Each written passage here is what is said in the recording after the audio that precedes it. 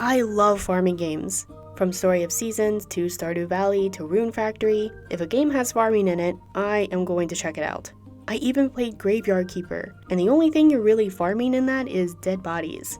So when I first heard about Village Rhapsody late last year, I was really excited. This was not my first Chinese farming game. That was My Time at Portia, which I played in one of my Patreon videos. So I knew that there may be some localization issues, and they definitely are there. While the text in this game is available in English and Japanese, alongside both main forms of Chinese, this is absolutely a culturally Chinese game with minimal effort to appeal to any other demographic. Maybe this is what it feels like for non-English speakers to play American or European-centric games. The lack of any real localization aside, this starts off like any other prototypical farming game. You're new in town, here's a house and a plot of land, now get to work. The only real difference is that your focus is mainly going to be on seducing all of the women in the town, including the animals. This is definitely a Notori-focused game as most of the romanceable characters are married, including a donkey. Yes, you will get to romantically pursue a donkey that is married. Once you start smoking the game's special cigarettes, all of this makes much more sense. I mean, if it's good enough for Clerks 2, then it's good enough for Steam. All of the sexual interactions are animated and there is sound. As a matter of fact, all of the female characters are voiced in Mandarin. There are only 2 songs in the game that play during the day and the night.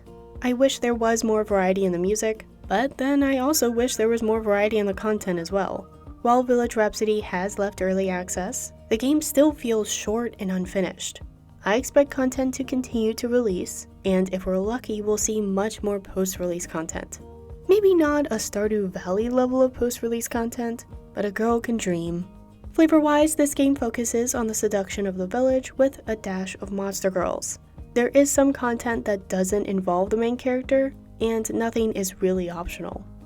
My biggest disappointment is in the farming itself. I don't think a lot of time was put into the mechanics, the crafting, and the overall polish. It seems more of an afterthought than a core aspect.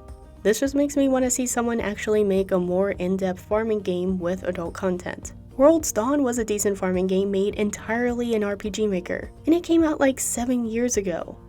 Overall, Village Rhapsody was good enough to whet my appetite for a comprehensive Harvest Moon experience, but left me wanting so much more. You should check it out if you do enjoy this genre, or if you're looking for a culturally Chinese adult game. Hopefully, we'll continue to see content come out, but even then, given the bare-bones nature of the farming mechanic, I doubt it's going to be much more than its post-launch form.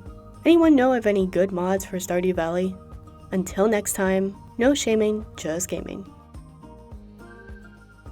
Thanks to all this month's support on Patreon. I wouldn't have been able to do this without you all.